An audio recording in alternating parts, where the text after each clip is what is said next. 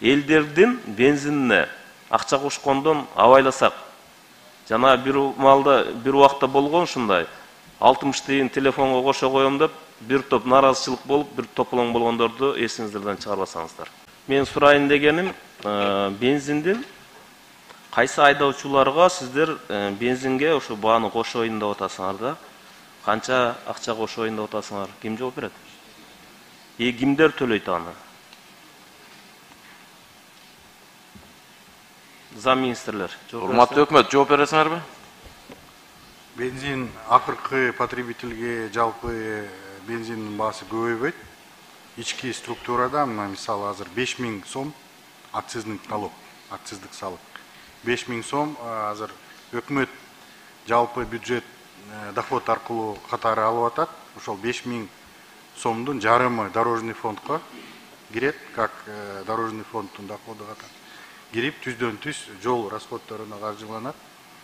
А 2,5 сому бюджетке, жалпы республикалык бюджетке сарпталат да. Мен сурап атканым азыр бул эми бардык жалпы радио угуучулар бар, башкалар бар, ушул үчүн тактоо ретинде.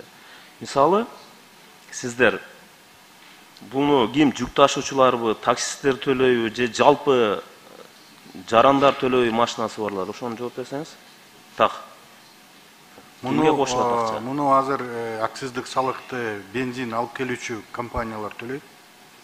То есть мына Газпром Кыргызстанга киргизип атканда ошол при въезде на территорию Кыргызстана акциздик салыкты төлөп туруп, ошондон төлөмдөр кетет да. Жалпы бензин баасы. Ошондо жалпы бензиндин баасы көтөрүлүп кетет, Эгерде азыркы сунушталып аткан долбоордун негизинде төмөнкү потолок азыр 10.000 сом болуп атпайбы?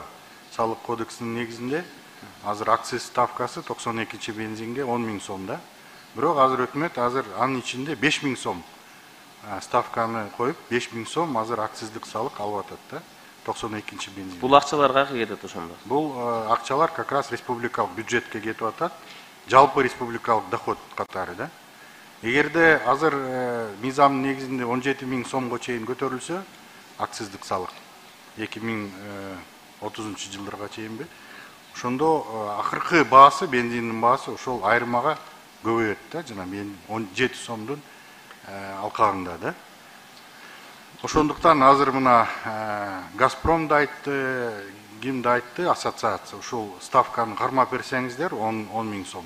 Мен да айткам, биринчиден мына салык кодекси боюнча 1 жылдык мораторий бар, салык кодекске жаңы өзгөртүүлөрдү киргизгенге азыр пока бизде укугубуз жок. Экинчиден ошол бензин кымбаттап аткан көйгөйдү эске алып, биз азыр ошо 10.000 сомдун деңгээлине кармап турсак деген оюбуз бар да. Ошондо жалпы акциздик ставканын эмеси таасири нейтральный болуп калат да, азыркы закондун чегинде. Бензин кымбаттап кеткенде кандай болот? Бензин кымбаттаса, мына 95% азыр Россиядан киргизип атабыз. Албетте, мына перевозчиктер негизги нефть алып келүүчү компаниялардын негизинде баа кымбаттаса, албетте кымбаттайт. Бул ушул жерден эми жол фондуна кете турган акча болобу ошо жакта? Жок, акциздик ставка кезге өзгөрбөсө, ошол эле деңгээл, значит, жол фонд алып турат. Вот, НДС көбөйүшү мүмкүн, анткени НДС от стоимости 12% алынат. НДС негизинде жалпы төлөмдөр көбөйөт да. Бирок акциздик өзгөрүүлөрдүн негизинде бензиндин баасы өзгөрүлбөйт да. Буну өтө бир талкуулап, өтө бир карай турган маселе экен негизинен. Себеби бензин, баардык күйүүчү майлар кымбаттап атат. Бүгүнкү кымбаттап аткан малда азыр биздин элдерибиз деле жүргүнчүлөрүбүз баардык жагынан ошо кымбаттыктан өтө кыйын болуп турат. Бул нерсеге мында абайлап бир жумуш алып барсаңыздар да. Негизи Кыргызстан эң бир карызга, сырткы карыздарыбыз ошо сиздерге, жол транспортуна, электроэнергияга, мына сиздерге эле кетет да акчанын баардыгы. Баардыгы ушул бүгүнкү күнү Кыргызстаныбыз карызда турат да.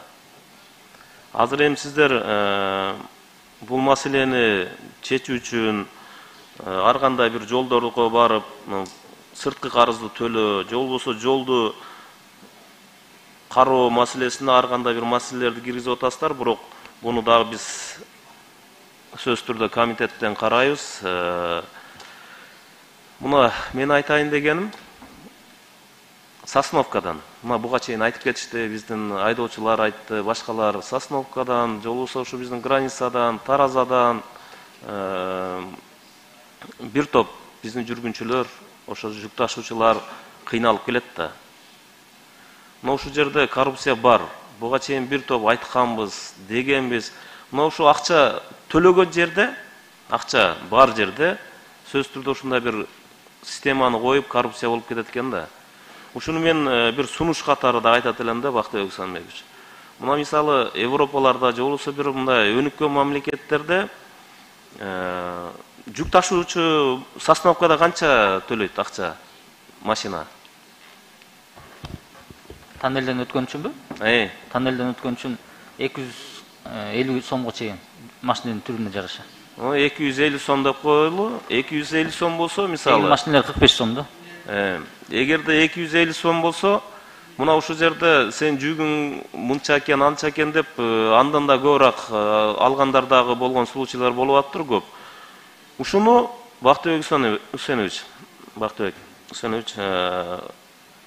жөн гана бир мындай 3 айга же болбосо 6 айга бир мындай ошол жерден наличный акча төлөбөй турган кылып, ушу бир мамлекетке ушу түшө турган, прозрачный боло турган кылып туруп, ошол жерден жүк ташуучулар, же болбосо ошол жерден такси айдай тургандар, жеңил машиналар мамлекетке төлөп туруп, ушул жерден бир жанагы өзүнчө бир карточкасын алып койсо, машинасы кадап койсо, ошол жерде камера, ошол жерден автоматтык түрдө өткөндө ошо 250 сомун алып койсо, ошол жерде эч кандай бир мындай кыйынчылыкты жаратпоо керек.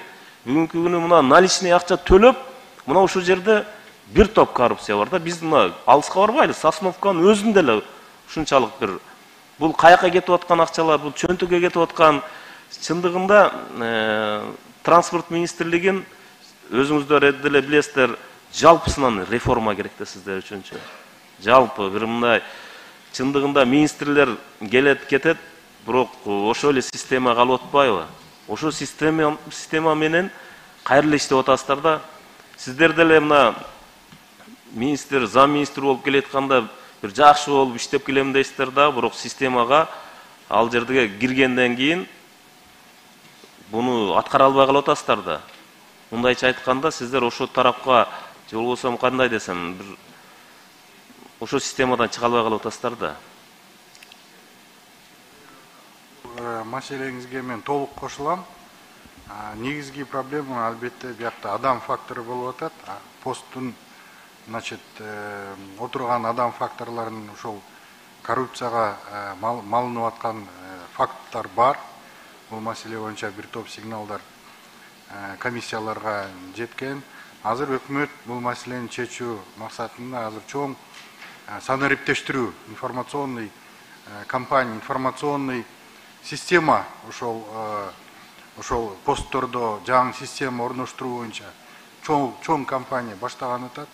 Мына кыска мүнөттө биринчи кадам катары информационный компаниясы башталган атат. Анан мына компьютер, видеокамера, толук онлайн система менен төлөө системасы, анан көзөмөл системасы киргизилет.